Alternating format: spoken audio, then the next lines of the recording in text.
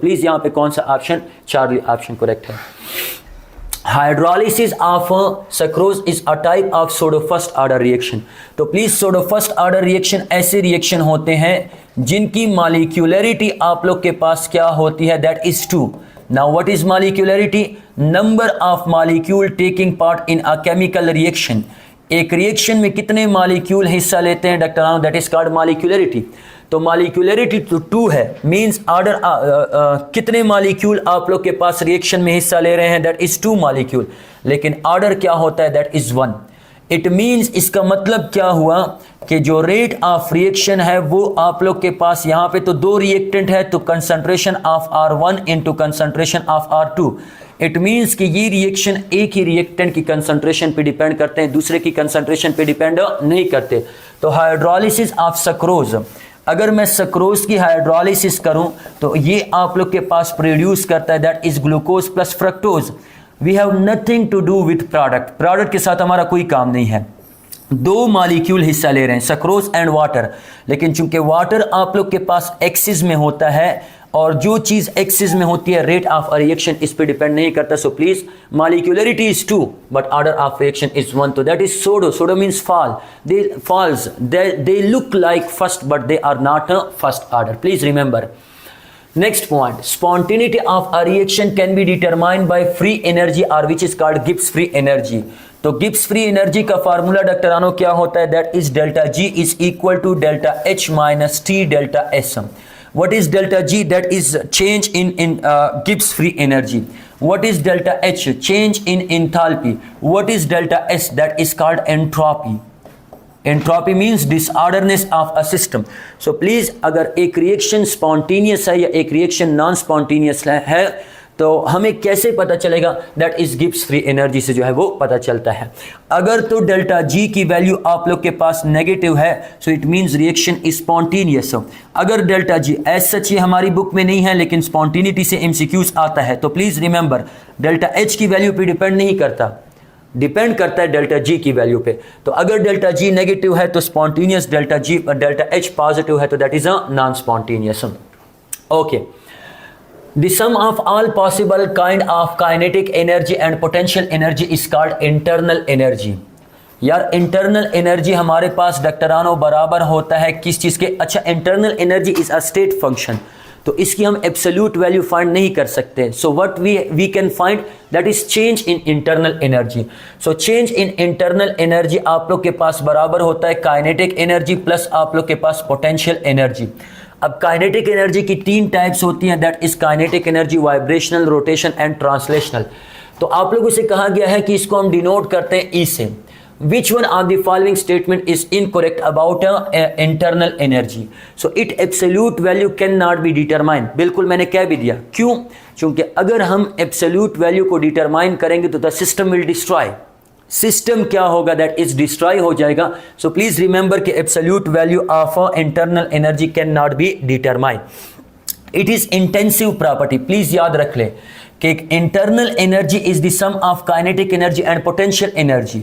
तो अगर मैं नंबर ऑफ पार्टिकल को इंक्रीज करूं तो ऑटोमेटिकली इनमें काइनेटिक एनर्जी, इनकी काइनेटिक एनर्जी और पोटेंशियल एनर्जी में चेंज आएगा, इंक्रीज होगी। जनरली मैं ये कह सकता हूं कि नंबर ऑफ पार्टिकल को इंक्रीज करने से इंटरनल एनर्जी इंक्रीज होगी। So please remember this point कि internal energy depend upon amount of substance, और जो प्रॉपर्टी अमाउंट ऑफ सब्सटेंस पे डिपेंड करती है इसको हम इंटेंसिव प्रॉपर्टी नहीं कहते। This is not intensive property डॉक्टरानो, this is called extensive property. इसको हम एक्सटेंसिव प्रॉपर्टी का नाम देते हैं। सो आप लोग को कहा गया है कि which one of the following statement is incorrect. कौन सी इनकरेक्ट है? तो please beta option is incorrect. अगर ये एक्सटेंसिव होता तो प्लीज यहां पे आप लोग के पास ये करेक्ट होता। अच्छा, रेट ऑफ रिएक्शन, मैं सुबह काम करने को निकला तो सुबह मेरी एनर्जी क्या है, ज्यादा, तो मैं काम ज्यादा कर सकता हूं। स्पीड मेरी क्या है, ज्यादा है, लेकिन वक्त के साथ, दिन गुजरने के साथ साथ एनर्जी यूज हो रही है तो स्पीड क्या होगी, कम होगी। So rate of a reaction can B, एक रिएक्शन के लिए रेट क्या हो सकता है, 0। जब रिएक्शन स्टार्ट ही नहीं, रेट का मतलब स्पीड, जब रिएक्शन स्टार्ट ही नहीं है तो इसका रेट क्या होगा, 0। एक रिएक्शन के लिए रेट क्या हो सकता है, पॉजिटिव, लेकिन रिमेंबर डॉक्टरानो के rate can not B negative. एक रिएक्शन के लिए रेट कभी भी नेगेटिव नहीं हो सकता। आप लोगों ने कभी ये नहीं कहा होगा कि हम गाड़ी चला रहे हैं -20 स्पीड के साथ, -100 स्पीड के साथ। या तो गाड़ी अगर रुकी है मतलब रिएक्शन स्टार्ट नहीं हुआ तो उसका रेट क्या होगा 0, या रेट क्या होगा पॉजिटिव, फ्रैक्शन में भी हो सकता है। तो रेट ऑफ अ रिएक्शन मेरे प्यारे डॉक्टरानो increases with as reaction proceed. नहीं यार, अगर रिएक्शन स्टार्ट नहीं था तो सारा का सारा रिएक्टेंट था, प्रोडक्ट क्या था 0। लेकिन जैसे ही रिएक्शन स्टार्ट हुआ, now reactants are going to convert into product. So concentration of reactant डॉक्टरानो डिक्रीजेस। जब कंसंट्रेशन ऑफ रिएक्टेंट डिक्रीज होगी तो ऑटोमेटिकली रेट ऑफ रिएक्शन क्या होगा, that is decreases. So please remember, rate is ever changing parameter. हर एक लम्हे में आप लोग के पास क्या होता है, दैट इज रेट चेंज होता है, विच is called instantaneous rate, which is called instantaneous rate. Average rate की हम बात नहीं कर रहे, हम इंस्टेंटेनियस रेट की जो है। तो rate is ever changing parameter, हर लम्हे में चेंज होता है। एंड रिमेंबर डॉक्टरानों के हर लम्हे के साथ ये क्या होता है, दैट इज डिक्रीज होता है।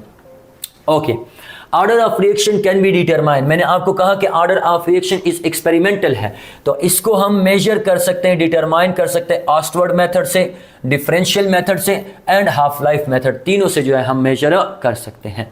रेडियो एक्टिव डीके, तो मैंने ना आपको 2 पॉइंट बताने हैं। एक आप लोग के पास क्या होता है, that is photochemical reaction which occur in the presence of sunlight, and एक आप लोग के पास रेडियो एक्टिव डीके होता है, यानी रेडियो एक्टिविटी वाले जो रिएक्शन होते हैं, इन विच रेडियो एक्टिव यानी हैवियर न्यूक्लियाई जो है वो आप लोग के पास कन्वर्ट हो जाता है लाइटर न्यूक्लियाई। तो for all photochemical, remember this point, all photochemical and enzymatic reaction are 0 order reaction.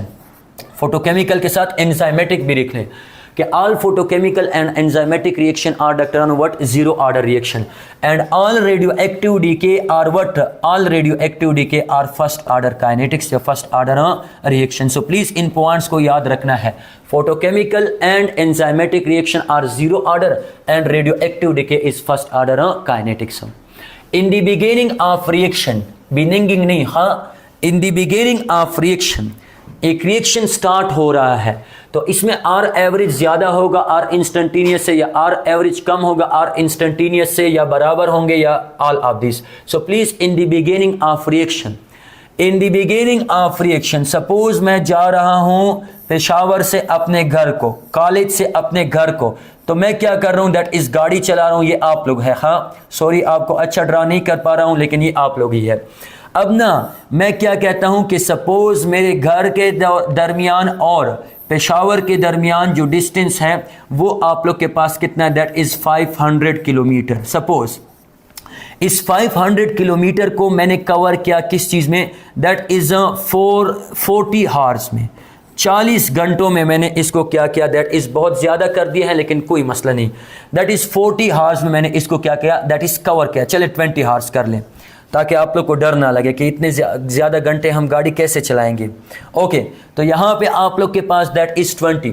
तो मैं अगर आप लोगों से पूछूँ यार कि आप लोग की एवरेज रेट क्या थी, एवरेज स्पीड क्या थी, तो total distance divided by total time taken. So यहाँ पे आप लोग के पास क्या आ जाएगा, दैट इज़ 2 2s are 4 होता है, और सो दैट इज़ 25 किलोमीटर पर हार, यानी आप 1 घंटे में कितना सफ़र कवर कर रहे थे, दैट इज़ 25 किलोमीटर।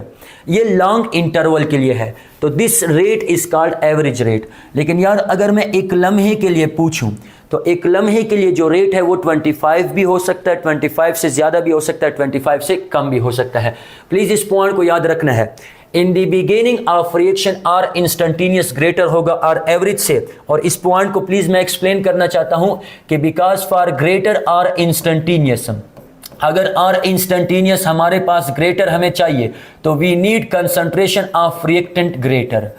तो कंसंट्रेशन ऑफ रिएक्टेंट कब ग्रेटर होगी, जब आप लोग के पास रिएक्शन इन द बिगिनिंग होगा, स्टार्ट में होगा, तो इस वक्त आर इंस्टेंटेनियस ज्यादा होगी, तो आप लोग के पास जो ऑप्शन आता है वो चार्ली ऑप्शन जो है वो